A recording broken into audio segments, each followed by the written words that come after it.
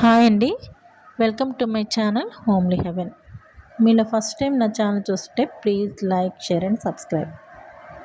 ఈరోజు ఏకాదశి పూజ అండి. నేను ఎలా చేసుకున్నానో మీకు చూపిస్తున్నాను.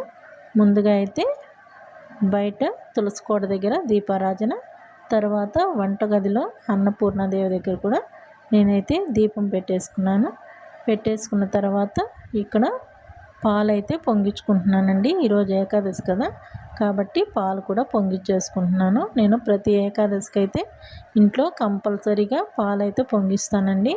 ఇది మనం ఏకాదశి వ్రతం చేసినా చేయకపోయినా ఇంట్లో పాలు పొంగించుకుంటే చాలా మంచిదండి. అందుకోసం నేను ఈరోజు అయితే పాలు కూడా పొంగించేసుకొని ఈరోజు శనివారం కాబట్టి నాది సప్త శనివారం వ్రతం అయిపోయిందండి.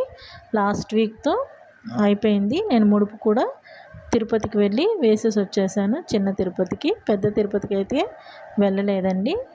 ఇంకా వ్రతం చేయాలి అనుకున్నాను కానీ ఇంకా ఇప్పుడు స్టార్ట్ చేయలేక మామూలుగా మళ్ళీ వ్రతం స్టార్ట్ చేసేలోపు నేను ఇంట్లోనే వ్రతం కాకుండా మామూలుగా పూజ టైప్లో చేసుకుంటున్నాను. వ్రత కథలు చదవకుండా, కలసం ఏం పెట్టకుండా నేను పిండి దీపం పెట్టుకొని చిమిలి ఉండలు చేసేసి ఇంకా ప్రతి శనివారం అలాగే పూజ చేసుకోవాలి అని అనుకుంటున్నాను. ఇలా కూడా చేసుకోవచ్చండి, మనం వ్రతమే చేయనవసరం లేదు.